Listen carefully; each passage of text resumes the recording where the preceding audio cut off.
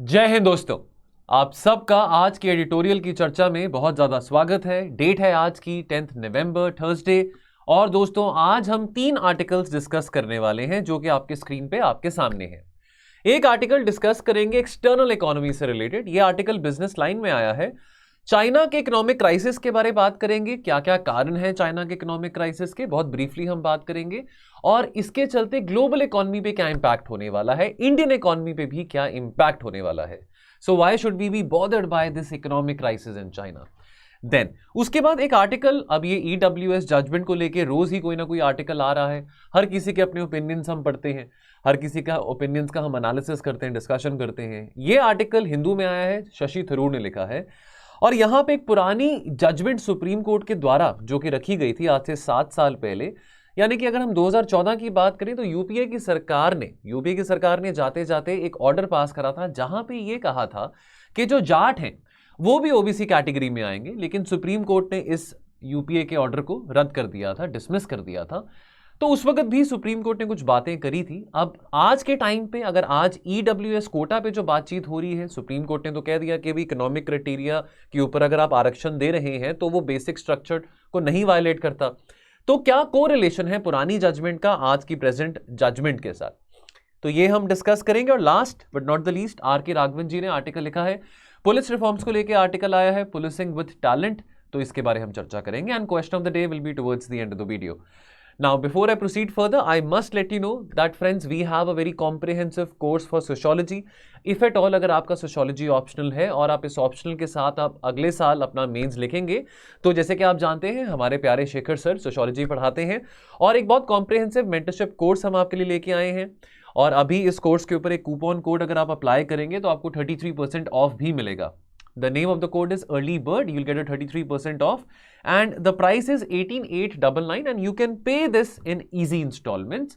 और इस कोर्स के बारे और जानकारी लेने के लिए आपने क्या करना है, अगर आप रुचि रखते हैं तो आप इस नंबर पे कॉल करें 1800-890-3043 और आपकी पूरी असिस्टेंस की जाएगी।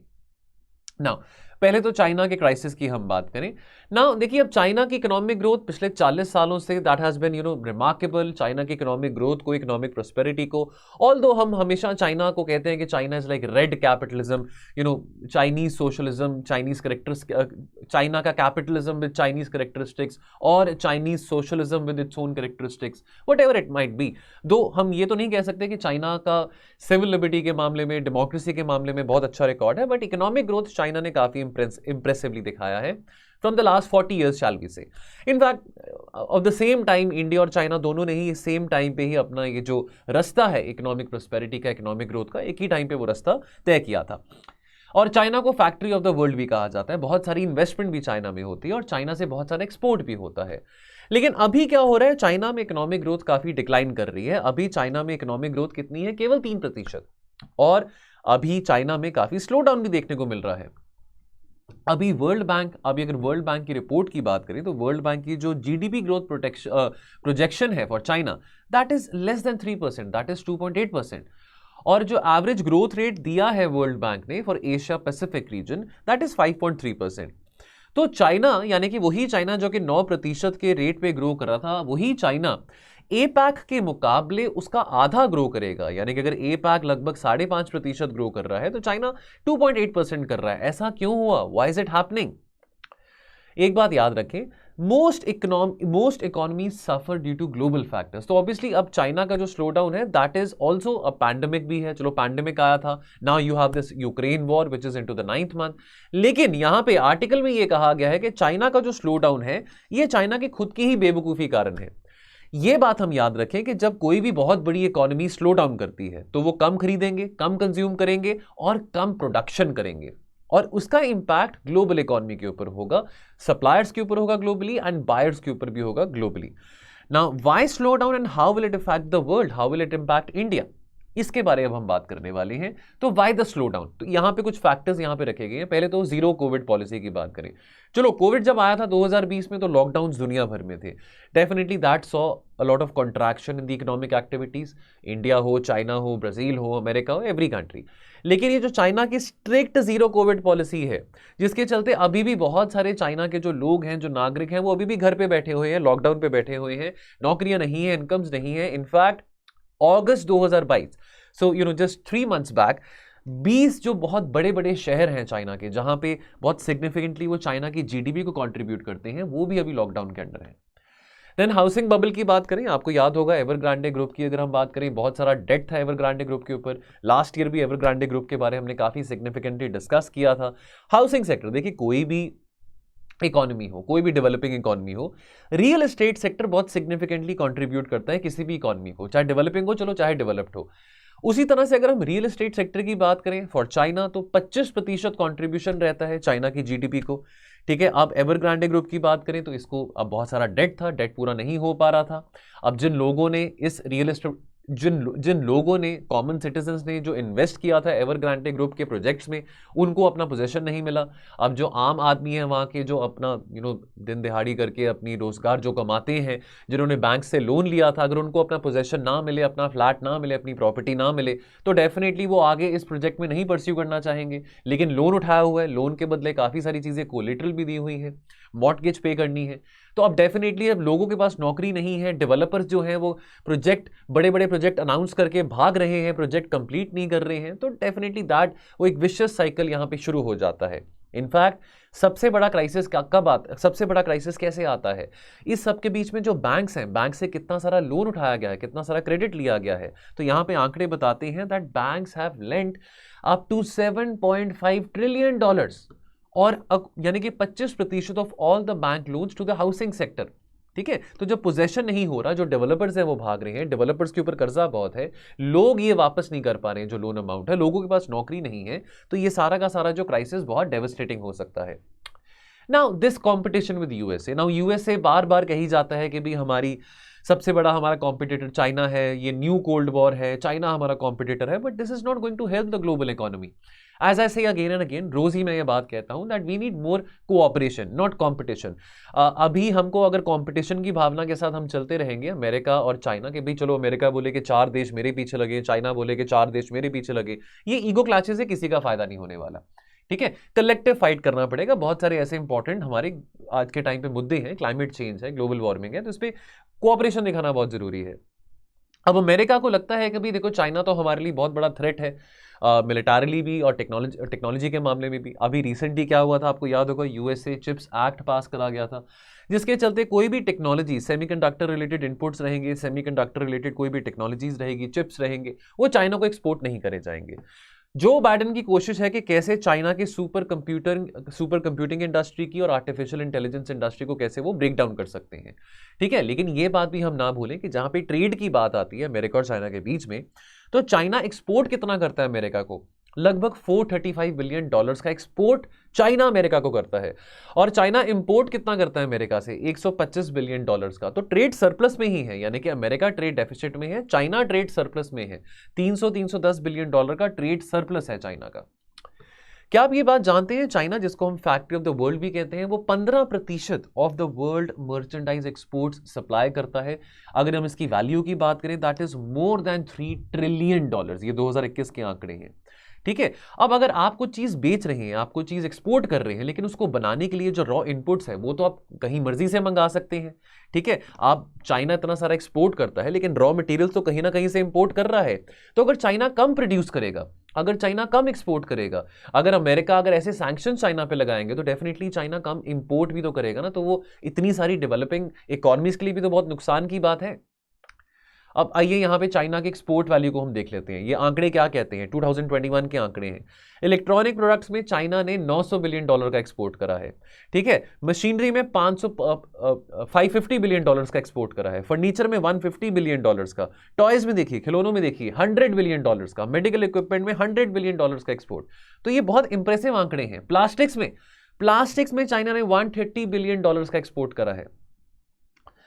अब इस इंपैक्ट की हम बात करें तो स्लो डाउन, देखिए अब चाइना में डिमांड कम होगा, चाइना में प्रोडक्शन कम हो रहा है, तो डेफिनेटली चाइना का जो कंजम्पशन है ऑफ द क्रूड ऑयल और नेचुरल गैस वो भी कम होगा। इसके चलते डेफिनेटली अगर चाइना से डिमांड कम होती है एनर्जी प्राइसेस की, तो एनर्जी प्राइसेस में डेफिनेटली डाउनफॉल आएगा, एनर्जी प्राइसेस रिसीड करेंगी।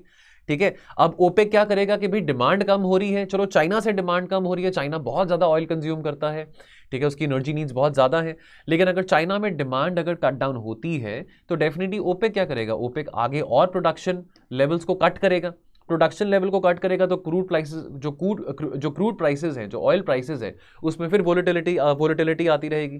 ठीक है, शॉर्ट टर्म बेसिस के लिए हो सकता है कि lower prices of crude oil रहे। अब हमारे लिए फायदा है क्योंकि हम भी बहुत डिपेंडेंट है क्रूड ऑयल के लिए, तो हमारा इंपोर्ट बिल कम हो सकता है, लेकिन लॉन्ग टर्म के लिए अच्छी बात नहीं है क्योंकि ऑयल एक वोलेटाइल कमोडिटी है, लॉन्ग टर्म इसकी प्राइस फिर बढ़ सकती है। और जहां पे अगर चाइना कम कंज्यूम कर रहा है, कम प्रोड्यूस कर रहा है, तो बहुत सारे ऐसे देश हैं जो कि चाइना को बहुत ज्यादा एक्सपोर्ट करते हैं। फॉर एग्जांपल ऑस्ट्रेलिया की बात करें, ब्राजील की बात करें, ये बहुत ज्यादा सफर कर रहे हैं बिकॉज इनकी बहुत सारे जो एग्रीकल्चर एक्सपोर्ट्स हैं या जो माइनिंग प्रोड्यूस एक्सपोर्ट्स हैं वो चाइना को जाते हैं। उसके बाद increases in the prices of semiconductor. अब अमेरिका ने तो चलो सैंक्शंस लगा दिए, अमेरिका ने बोला ये यूएस चिप्स एक्ट के चलते चिप्स नहीं एक्सपोर्ट करे जाएंगे चाइना को, सेमीकंडक्टर टेक्नोलॉजीज नहीं एक्सपोर्ट करी जाएंगी चाइना को। लेकिन इसके चलते क्या हो रहा है, हम ये बात को क्यों भूलते हैं कि चाइना $400 बिलियन का इंपोर्ट करता है अगर हम सेमीकंडक्टर टेक्नोलॉजीज की बात करें। अब अगर आप चाइना, अगर ये सारा सामान चाइना में नहीं जा रहा तो क्या होगा, ये और कहां जाएगा फिर? Now that would lead to what, अगर डिमांड कम हो रही है, अगर डिमांड को कट किया जा रहा है तो definitely that would lead to increase in the prices of semiconductors. Prices have increased more than 50% within the past 6 months। और अगर सेमीकंडक्टर की, अगर चिप्स की प्राइसेस बढ़ती हैं, ऑलरेडी हम पैंडेमिक के टाइम पे देखते आ रहे हैं कि पीछे से चिप शॉर्टेजेस चल रही है, इस करके गाड़ियों की प्रोडक्शन नहीं हो पा रही थी, आपके इलेक्ट्रॉनिक गैजेट्स की प्रोडक्शन नहीं हो पा रही थी। लेकिन चलो अगर अभी प्रोडक्शन होनी शुरू भी होती है, लेकिन जो प्राइस है चिप्स के वो बहुत ज्यादा हाई है, तो definitely that will obviously transfer into higher prices of cars, higher prices of laptops. महंगाई ऑलरेडी बहुत ज्यादा है, इन्फ्लेशन तो बहुत सारी कंट्रीज को भी तंग कर रही है, तो वी वुडंट वांट कि गाड़ियां और महंगी हो जाएं, लैपटॉप्स और महंगे हो जाएं, आपके जो day to day electronic gadgets हैं वो भी और महंगे हो जाएंगे। और इम्पेटस टू लोकल मैन्युफैक्चरिंग की बात करें, now Covid pandemic made the world see that भाई आप अपने सारे के सारे जो एग्स हैं एक बास्केट में नहीं डाल सकते हैं कि China factory of the world होगा, but you can't be dependent upon China, right, you have to invest in other countries also. तो ये एक बहुत बड़ा मौका था यहाँ पे, इंडिया के लिए भी एक बहुत बड़ा लेवरेज था कि कैसे इंडिया इतना सारा जो विदेशी धन है वो अपने टूवर्ड्स अट्रैक्ट कर सकता है, लोग इंडिया में आके इन्वेस्ट करें, मैन्युफैक्चरिंग फैसिलिटीज बनाएं। ठीक है, सप्लाई साइड इश्यूज बहुत आए थे पैंडेमिक में। ठीक है, अब countries like USA they are investing billions of dollars. Make in America की बात हो रही है, हम चलो मेक इन इंडिया की बात करते हैं, मेक इन अमेरिका की बात हो रही है कि ताकि कैसे कि हमने जो चीजें बनानी है, चाहे वो ग्रीन एनर्जी हो, चाहे वो मेडिसिन है, चाहे वो सेमीकंडक्टर्स हो, हम कैसे चाइना में जाके इन्वेस्ट करके ये चीजें ना प्रोड्यूस करें, अपने ही देश में करें। ठीक है, और ऑल्टरनेटिवली डेवलपिंग देशों के लिए बहुत अच्छा मौका है, बहुत सुनहरा मौका है कि कैसे ये सारा का सारा जो कैपिटल है, जो कि खास करके वेस्टर्न कंट्रीज चाइना में इन्वेस्ट कर रहे थे पिछले 20-30 सालों में, कैसे अब ये कैपिटल उनके टूवर्ड्स, डेवलपिंग कंट्रीज के टूवर्ड्स डाइवर्ट हो सकता है। अब अगर हम इंडिया पे इंपैक्ट की बात करें तो देखिए अब ऑब्वियसली स्लो डाउन हुआ है चाइना में, तो that has led to what, that has led to China to buy less but selling more to India. Now the problem is कि हम भी चाइना को एक्सपोर्ट, अगर हम चाइना से इंपोर्ट कर रहे हैं तो चाइना को एक्सपोर्ट भी कर रहे हैं, लेकिन चाइना की परचेजिंग कैपेसिटी कम हो रही है। सो यहां पे आंकड़े क्या बताते हैं कि अगर हम अपने एक्सपोर्ट्स की बात करें टू चाइना तो दैट वाज अराउंड 6.5%, अगर हम जनवरी टू अगस्त 2021 की बात करें, that has decline to half, यानी कि 3.5% इन द जनवरी टू अगस्त 2022। लेकिन जो हमारा जो इंपोर्ट है चाइना से वो उतना ही है जितना पहले था। Share in India's imports that is the same at 15%। तो ट्रेड डेफिसिट में कोई वो, बल्कि ट्रेड डेफिसिट तो और बढ़ गया है, क्योंकि पहले अगर हम 6.5% एक्सपोर्ट कर रहे थे और 15% इंपोर्ट कर रहे थे, तो अभी हम 3.5% एक्सपोर्ट कर रहे हैं, इंपोर्ट उतना ही कर रहे हैं, तो ट्रेड डेफिसिट और बढ़ गया है। चलिए अगला आर्टिकल दोस्तों, ईडब्ल्यूएस जजमेंट की यहां पे बात करी गई है and the shadow of Pandora. कोई पैंडोरा बॉक्स खुला है क्या अभी ईडब्ल्यूएस कोटा की जजमेंट से? चलो पहले तो रिकॉल करते हैं। चलो अभी तो इसको लेके हमने बहुत बातचीत कर ली है, अभी हम पिछले 2-3 दिनों से इसको लेके बातचीत कर रहे हैं ईडब्ल्यूएस कोटा को लेके। सुप्रीम कोर्ट का जो रीसेंट फैसला था 3:2 की जो जजमेंट आई है, जहां पे ये कहा गया है कि देखो ये जो ईडब्ल्यूएस कोटा है ये वायलेटिव नहीं है to the basic structure of the constitution, and economic criteria can be a criteria, अगर सरकार is the government is totally entitled कि अगर इकोनॉमिक क्राइटेरिया एक नया क्राइटेरिया सरकार रखना चाहती है for giving reservation for your providing your affirmative action. After all DPSP भी ये बात कहता है, आर्टिकल 46 भी ये बात कहती है। कल हमने एक आर्टिकल डिस्कस किया था येस्टरडे, यानी कि सतीश देशपांडे जी का आर्टिकल था, जहां पे इस जजमेंट को क्रिटिसाइज करा गया था और यह भी कहा गया था now this is the death bed of caste as a factor in the reservation. यही बात आज यही बात इस आर्टिकल में शशि थरूर जी भी कह रहे हैं। अब इस सब के बीच में, इस सब चर्चा के बीच में, इस सब डिस्कशन के बीच में शशि थरूर ये कहते हैं कि एक बहुत इंपॉर्टेंट सुप्रीम कोर्ट जजमेंट थी 7 साल पहले जो कि अनाउंस करी गई थी, जिसका भी बहुत ज्यादा फार रीचिंग इम्पैक्ट था।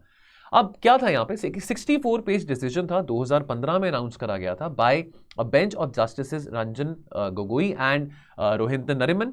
उन्होंने यूपीए सरकार का 2014 का नोटिफिकेशन को स्ट्राइक डाउन करा था। 2014 नोटिफिकेशन यूपीए सरकार का क्या था, यानी कि जाने से पहले की ही बात है, उसके बाद तो चलो 2014 में मोदी जी भी आ गए थे, तो जाते जाते वो एक ऑर्डर पास करके गए थे कि जो सेंट्रल लिस्ट ऑफ ओबीसीज है ना, उसमें जाट्स को भी आना चाहिए, यानी कि जाट्स को भी ओबीसी कैटेगरी में डालने की बात करी गई थी। ठीक है, अब उन्होंने बोला कि ऐसे कैसे, अब ये ऑर्डर आया, उसके बाद आपको याद होगा जाट आरक्षण भी हुआ था 2016 की बात करें, ठीक है, तो अब काफ़ी मतलब बुरा हुआ था जाट आरक्षण में, काफ़ी ऐसी बुरी बातें भी हुई थी, चलो उसके बारे में हम यहाँ पे नहीं बात करेंगे, लेकिन यहाँ पे बात ये करी गई है इस आर्टिकल में कि सुप्रीम कोर्ट के जजेस ने उस टाइम पे कहा था कि ऐसे आप अपने आप को कैसे प्रोक्लेम कर सकते हैं, बिकॉज लेट्स नॉट फॉरगेट, अगर हम जाट्स की बात करें तो हरियाणा में 30% आबादी हरियाणा में जाट्स की है और पॉलिटिकली डोमिनेंट कम्युनिटी है। अभी मराठा का भी कोटा का इशू चला था कि महाराष्ट्र में मराठास को भी कोटा देना चाहिए ना, अब वो एक डिफरेंट डिबेट आ जाती है कि 50% सीलिंग ब्रीच होगी, वो बात यहां पे नहीं हो रही है। 50% सीलिंग वाली ये तो देखिए, अब ये जजमेंट जो ईडब्ल्यूएस कोटा की जो जजमेंट आई है यहां पे, तो ऑनरेबल जस्टिस ने ये बात बोली दैट देखो ये जो 50% जो लिमिट है ना, ये तो फ्लेक्सिबल है, कोई यहां पे ब्रीचिंग वाली बात है ही नहीं, जबकि 1992 में इंदिरा सानी केस में ये बात बहुत कैटेगोरिकली बोली थी कि आपने आरक्षण देना है, रिजर्वेशन देना है, दीजिए, लेकिन 50% सीलिंग एक्सीड ना हो। लेकिन यहां पे ये बात आती है कि भी चाहे जाट्स हो चाहे वो मराठास हो, अगर वो पॉलिटिकली डोमिनेंट कम्युनिटीज हैं तो उनको आरक्षण क्यों देना। सुप्रीम कोर्ट ने यह कहा था कि देखो, आप अगर कोई कहेगा कि मेरे को आरक्षण चाहिए, मेरे को रिजर्वेशन चाहिए, तो आप वोट बैंक राजनीति मत खेलिए ना, आप उनको क्यों आरक्षण दे रहे हैं। ठीक है, क्या वो वाकई में डिजर्विंग है, क्या वो वाकई में लेस फॉर्चुनेट है क्योंकि वो कह रहे हैं कि मेरे को आप रिजर्वेशन दीजिए, कि मेरे को अपने बच्चों को सरकारी नौकरी दिलवानी है, कि ये सब बातें क्या वैलिड है। Now the court had said, the justices concluded that it was, the question was not whether reservations were a tool to address, तो यहां पे ये बात करी गई थी, जजेस ने ये बोला था कि ये सवाल नहीं आता कि क्या आरक्षण देने से, क्या इतने सालों से, हजारों सालों से जो डिस्क्रिमिनेशन जो पिछड़ी जाती हैं जो फेस कर रही है, क्या वो डिस्क्रिमिनेशन बंद हो जाएगा, क्या उनकी सिचुएशन एलिवेट हो जाएगी। ठीक है, बात यहां पे ये नहीं आती है। इशू क्या था, issue was to determine who deserved consideration for reservation benefits, और सुप्रीम कोर्ट ने यह भी कहा था कि केवल कास्ट एक फैक्टर नहीं हो सकता, केवल कास्ट एक फैक्टर नहीं होता, कास्ट एक सिग्निफिकेंट फैक्टर है अगर हम बात करें cause of injustice, cause of discrimination, लेकिन ओनली फैक्टर नहीं हो सकता, it can not be the sole factor for determining the backwardness. क्या नए फैक्टर्स इमर्ज कर रहे हैं उसको भी देखा जाए, उसको भी मद्देनजर रखा जाए अगर आपने किसी पर्टिकुलर कम्युनिटी की बैकवर्डनेस को असेस करना है ना। अब हम ये जानते हैं, अगर हम हिंदू सोसाइटी की बात करें, ठीक है, तो अगर हम बात करें ब्राह्मण, क्षत्रिय, वैश्य, शूद्रस, तो अब डेफिनेटली जो शूद्रस हैं, जो दलित हैं, वो काफ़ी सालों से, बहुत सालों से वो डिस्क्रिमिनेशन फेस करते आ रहे हैं, तो डेफिनेटली वो एक कारण बनता है बैकवर्डनेस का कि डिस्क्रिमिनेशन उनको बहुत सालों से मिलते आ रही है। ठीक है, now but again supreme court ये कह रहा है कि उस वक्त 2015 में बात करी थी कि नई प्रैक्टिसेस आ गई हैं, नए मेथड्स आ चुके हैं, क्या वो नए मेथड्स और नए यार्डस्टिक्स भारत सरकार स्टडी कर रहा है। देखिए, ये चलो 2015 की बात है, लास्ट सेंसस तो उससे 4 साल पहले यानी कि 2011 में हुआ था, तो सुप्रीम कोर्ट ने कहा था कि आप सेंसस को स्टडी करें, आप वो सेंसस को स्टडी करके बताएं कि वाकई में आप इतनी सारी जातियों को जो सेंट्रल लिस्ट ऑफ ओबीसी में डालना चाहते हैं उनको जरूरत है, आप कास्ट सेंट्रिक डेफिनेशन जो है ऑफ बैकवर्डनेस उससे क्यों नहीं मूव अपार्ट करते हैं। नए फॉर्म ऑफ बैकवर्डनेस क्या है, open the gates, the gates would be opened only to permit the entry of the most distressed, और कोई भी इंक्लूजन अगर होगा तो वो एक एब्डिगेशन होगा of the responsibility of the constitutional responsibility of the state, यानी कि किसी के कहने पे, खास करके किसी पॉलिटिकल डोमिनेंट कम्युनिटी के कहने पे अगर आप उनको किसी रिजर्वेशन का बेनिफिट दे रहे हैं तो ये आपकी रिस्पॉन्सिबिलिटी की बात है कि आप गलत काम करें, यानी कि सुप्रीम कोर्ट ने ये एलिगेशन, यानी कि सुप्रीम कोर्ट ने ये स्टेट को कहा था, सरकार को कहा था। ठीक है, now most striking was the courts observation कि क्या कॉन्स्टिट्यूट करता है सोशल बैकवर्डनेस। तो यहां पे सुप्रीम कोर्ट ने उस टाइम पे कहा था कि ना तो एजुकेशनल ना तो इकोनॉमिक बैकवर्डनेस, ये ना तो एजुकेशनल ना तो इकोनॉमिक बैकवर्डनेस डिसाइड करता है कि आप सोशली कितने बैकवर्ड हैं। लेकिन अब अगेन यहां पे कंफ्यूजिंग बात आती है कि ये दोनों चीजें, मैं फिर से रिपीट करूंगा, एजुकेशनल और economic backwardness can not determine your social backwardness, लेकिन ये दोनों एक बहुत इंपॉर्टेंट रोल जरूर प्ले करते हैं सोशल बैकवर्डनेस को जज करने में, डिसाइड करने में। तो ऑन सोशल बैकवर्डनेस, तो सोशल बैकवर्डनेस के चलते सुप्रीम कोर्ट ने ये ऑब्जर्व करा था, एक डिस्टिंक्ट कंसेप्ट है जो कि मल्टीपल डायमेंशन से, मल्टीपल सर्कमस्टांसेस से इमर्ज होता है, और वो डायमेंशन सोशल भी हो सकते हैं, कल्चरल भी हो सकते हैं, और इकोनॉमिक और एजुकेशनल भी हो सकते हैं, और पॉलिटिकल भी हो सकते हैं।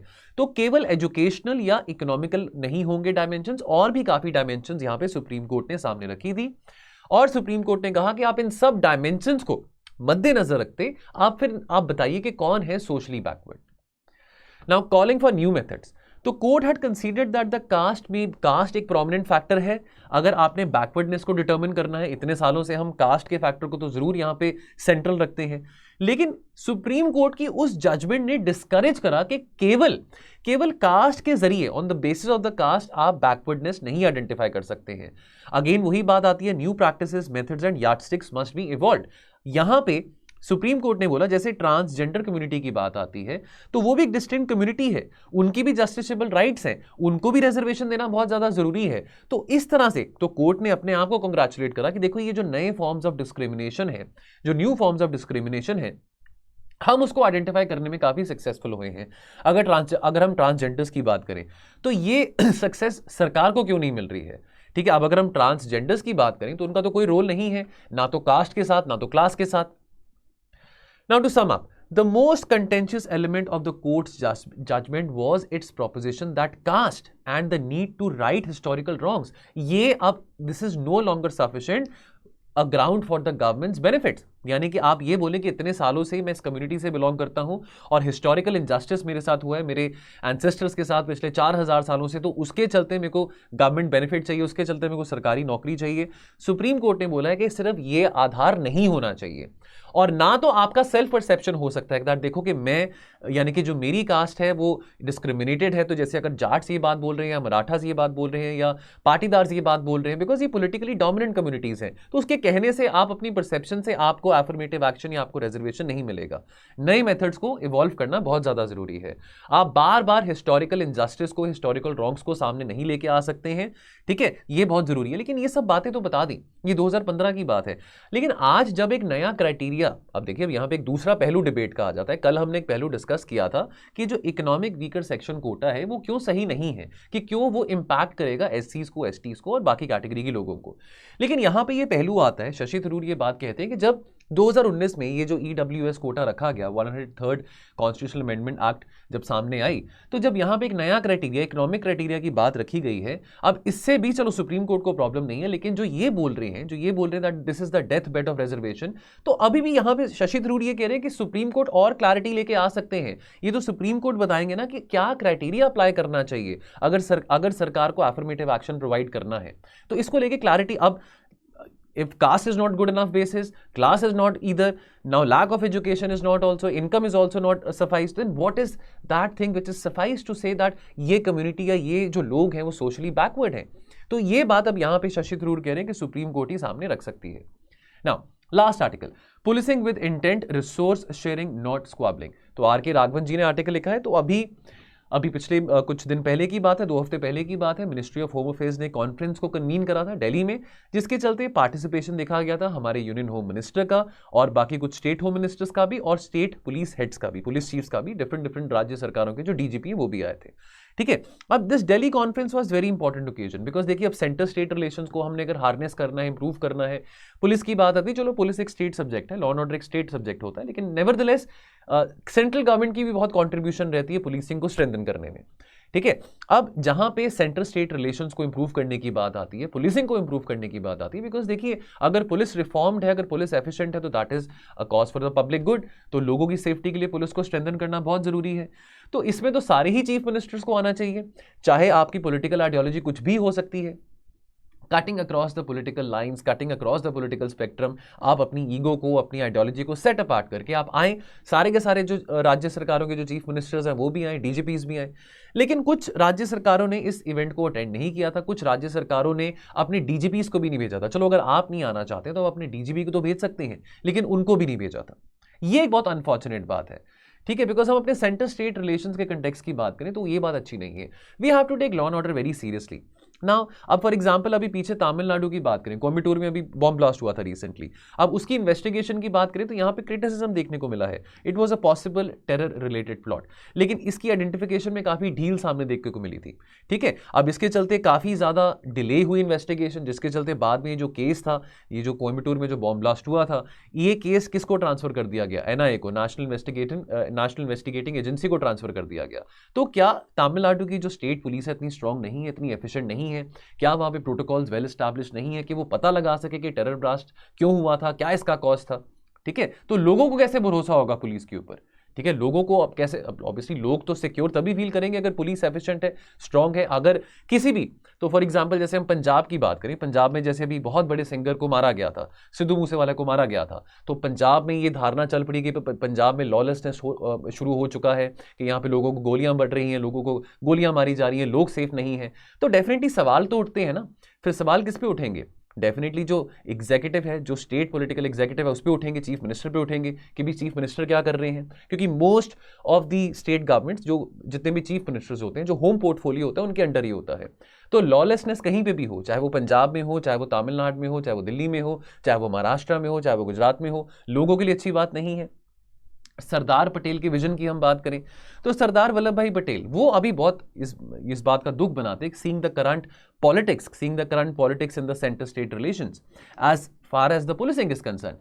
उन्होंने बहुत ज़्यादा एम्फोसिस ले किया था प्रोफेशनल पुलिसिंग पे। तो सिविल सर्विसेज को जैसे हम steel frame of the country जैसे हम कहते हैं, तो उन्होंने बहुत ज़्यादा एम्फोसिस ले किया था एडमिनिस्ट्रेटिव सर्विसेज पे और पुलिस सर्विसेज पे।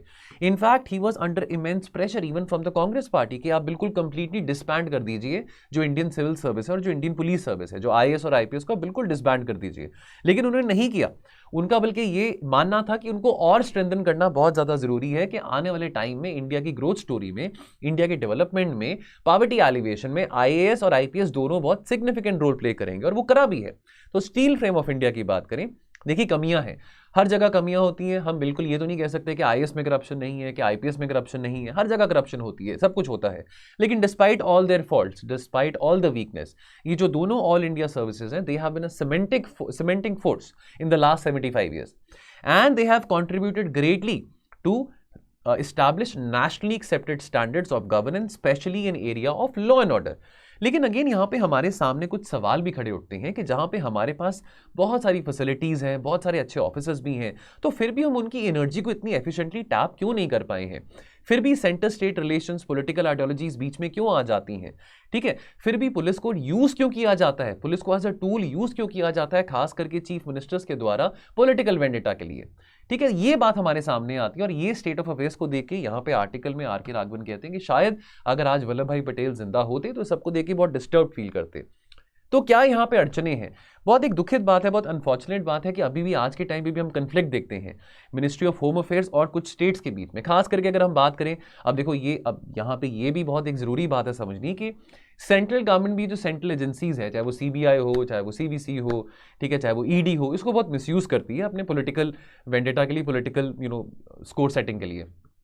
लेकिन अगेन जहाँ पे कोऑपरेशन ज़रूरी है, अब जैसे कि आपको पता है अगर CBI की जुरिस्डिक्शन की बात करें, डिफरेंट स्टेट गवर्नमेंट्स, जो स्टेट को कंसेंट देना होता है, स्टेट को अप्रूवल देना होता है कि CBI जो है हमारे स्टेट में आके वो अपने काम कर सकते हैं, अपनी जुरिस्डिक्शन को अगर उन्होंने कायम रखना है। लेकिन कुछ स्टेट्स हैं जो कि कंसेंट नहीं देते हैं, कुछ स्टेट्स को लगता है कि नहीं, हमारे यहाँ पे CBI नहीं आएगी, CBI के आने से यहाँ पे बहुत इंटरफेरेंस होगा हमारे स्टेट में। ठीक है, अब ये तू मैं पॉलिटिकल बहसबाजी में किसका नुकसान हो रहा है? ठीक है, अब बहुत सारे ऐसे एफिशिएंट पुलिस ऑफिसर्स हैं, चाहे वो हम CBI की बात करें, चाहे वो स्टेट पुलिस की बात करें, उनका मोराल डाउन होता है। ठीक है, हम पर्सनल मैनेजमेंट को इतना अच्छा क्यों नहीं कर पा रहे हैं? ये एक बहुत बड़ा सवाल हमारे सामने उठता है।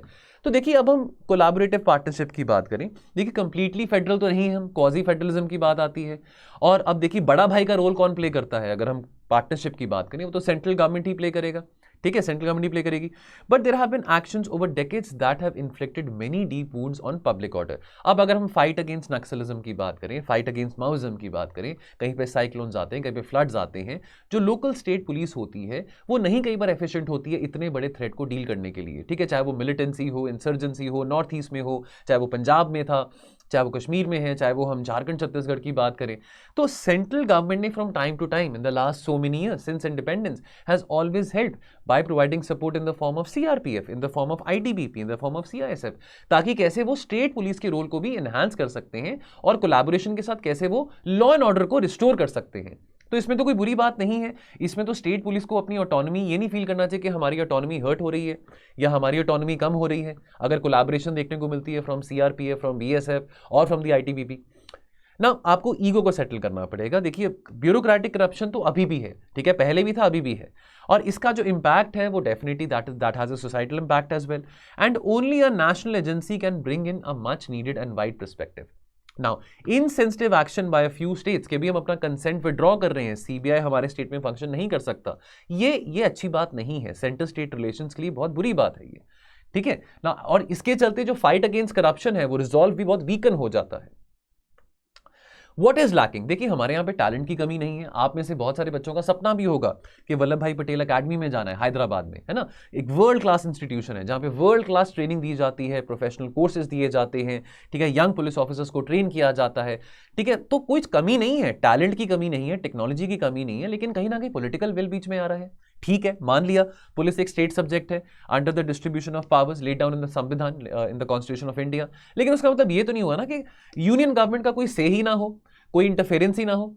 डेफिनेटली बिल्कुल हो सकता है, कंस्ट्रक्टिव इंटरफेरेंस बिल्कुल हो सकता है, ठीक है, कोलैबोरेशन के साथ ही तो करना है। अब अगर आपने सीरियस क्राइम्स के साथ डील करना है, चलो टेररिज्म है, साइबर टेररिज्म है, और बहुत तरह के ऑफेंसेस हैं आज के टाइम पे, इमर्जिंग फॉर्म्स ऑफ टेररिज्म की हम बात करते हैं, तो वहां पे पुलिस फोर्सेस को स्ट्रेंथन करने में तो डेफिनेटली सेंट्रल गवर्नमेंट का बहुत इंपॉर्टेंट रोल रहेगा। तो स्टेट गवर्नमेंट बोले कि नहीं, हमको आपके पुलिस ऑफिसर्स नहीं चाहिए, हम तो अपने स्टेट पुलिस ऑफिसर्स के ऊपर ही रिलाई करेंगे, हमको आईपीएस ऑफिसर्स मत भेजो, हम यहाँ पे अपने स्टेट में अपने स्टेट पुलिस सर्विस ऑफिसर्स को ही ज्यादा रिक्रूट करेंगे, तो ये तो किसी का फायदा नहीं होने वाला ना यहाँ पे। तो यहां पे मैच्योरिटी दिखाने की बहुत ज्यादा रिक्वायरमेंट है। What do we need? तो ये ऐसे तू मैं करना, बहसबाजी करना, इससे किसी का फायदा नहीं होने वाला।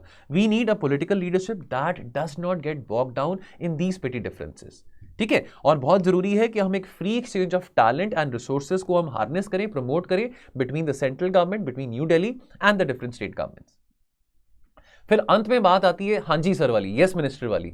अब डीजीपी है, देखिए अब डीजीपी है, एक आईपीएस ऑफिसर है ना, अब 30 सालों की सर्विस के बाद आप डीजीपी बनते हैं। अब यहां पे ब्लेम करेंगे जी डीजीपी नहीं आए थे, जैसे वेस्ट बंगाल के डीजीपी नहीं आए थे यहां पे इस कॉन्फ्रेंस में कि वो किसी पूजा में बिजी थे। अब डीजीपी क्यों नहीं आ पाए थे? डीजीपी को किसने रोका था? तो चीफ मिनिस्टर ही रोक रहे हैं, वेस्ट बंगाल के चीफ मिनिस्टर ने रोका था। अब डीजीपी अकेले क्या कर सकता है? उसको ओबे तो करने पड़ेंगे ऑर्डर्स को, चाहे जितना मर्जी सुप्रीम कोर्ट ने ऑर्डर्स निकाले हो, सुप्रीम कोर्ट ने जितनी मर्जी कोशिश करी हो कि कैसे हम इंसुलेट कर सकें the position of the DGP from the from the political establishment of the state, उसके बावजूद भी क्या है, डीजीपी को बात माननी पड़ती है, चीफ मिनिस्टर के सामने हाथ जोड़ने पड़ते हैं, ठीक है। तो डीजीपी अपने आप कोई फैसला नहीं ले सकता, उसको हर एक बात के लिए अपना जो कंसिडरेशन करना पड़ेगा वो चीफ मिनिस्टर को करना पड़ेगा। और chief minister is driven by what? Chief minister of any state, whether चाहे वो रूलिंग पार्टी हो, चाहे वो ऑपोजिशन पार्टी का हो, चाहे चीफ मिनिस्टर बीजेपी का हो, चाहे कांग्रेस का हो, चाहे आम आदमी पार्टी का हो, उसके जो फैसले होंगे that would be driven by political consideration. तो व्हाट इज लैकिंग? क्या धुंधला पड़ रहा है? What is blurring? Where is the public concern? Where is the public concern towards strengthening the institution of the Indian police services? Where is the public concern of strengthening the law and order? अगर आपने political considerations ही यहाँ पे सामने रखनी है, तो political interference के कारण हमारी पुलिस strengthen नहीं हो पा रही है। Now the question of the day: despite a strong public opinion in favor of an efficient police force, there is weak political will to achieve the same. Opinion, अब ये ओपिनियन बेस्ड क्वेश्चन है, आपके opinion कुछ मर्जी हो सकते हैं, आपने ये आंसर बताना है, do you agree in 250 words, and you can post this answer. You can post this answer in our Telegram group. The name of the Telegram group is Editorials with Mains Answer Writing. Now to get access to this channel, what do you have to do? अगर आप इस video को देख रहे हैं, नीचे description box में जाएंगे, वहां पे आपको ये लिंक दिखाई देगा, यू क्लिक दिस लिंक और आपको हमारे चैनल के टूवर्ड्स रीडायरेक्ट करा जाएगा। और एल्स आप एक काम कर सकते हैं, आप इस हमारे नंबर पे 6280133177 आप इस नंबर पे एक मैसेज ड्रॉप कर सकते हैं अपनी टेलीग्राम की ऐप से कि आप इस ग्रुप में ऐड होना चाहते हैं, हमारी टीम के द्वारा आपको ऐड कर दिया जाएगा। और साथ के साथ बेस्ट आंसर, मॉडल आंसर दोनों ही इस ग्रुप में शाम को 6 बजे पिन करे जाते हैं। Now before I leave I must share with you the best answer. जो क्वेश्चन कल पूछा गया था वो प्रथम का है, प्रथम पवार का। वेरी वेल डन प्रथम। प्रथम का फिर से अभी रिसेंटली भी प्रथम का बेस्ट आंसर था। नाउ इन्होंने इंट्रोडक्शन बड़ी अच्छी करी है, बहुत एक यूनिक वे में प्रथम आंसर अपने लिखते हैं, अपने वर्ड्स में आंसर लिखते हैं, मतलब डायरेक्टली एडिटोरियल में से कॉपी नहीं करते, इनके अपने भी वर्ड्स यहाँ पे काफी रहते हैं और ये काफी इंपॉर्टेंट बातों को हाईलाइट भी करते हैं, अंडरलाइन भी करते हैं। नाउ यू माइट से कि सर वहां पे तो टाइम मिलेगा नहीं, वो बिल्कुल सही बात है कि वहां पे सर 20 क्वेश्चंस को अंडरलाइन कैसे कर पाएंगे, बट यहाँ पे तो अभी हम प्रैक्टिस कर रहे हैं ना, रोज का एक क्वेश्चन हम प्रैक्टिस कर रहे हैं, ठीक है। अगर आपको टाइम लग रहा है, अगर आपको लग रहा है कि एक क्वेश्चन को मैं 7 से 8 मिनट में कर पा रहा हूँ या कर पा रही हूँ, और अगर आपको लगता है कि बीच में बस कुछ टाइम है अंडरलाइन करने का, तो आप कर सकते हैं।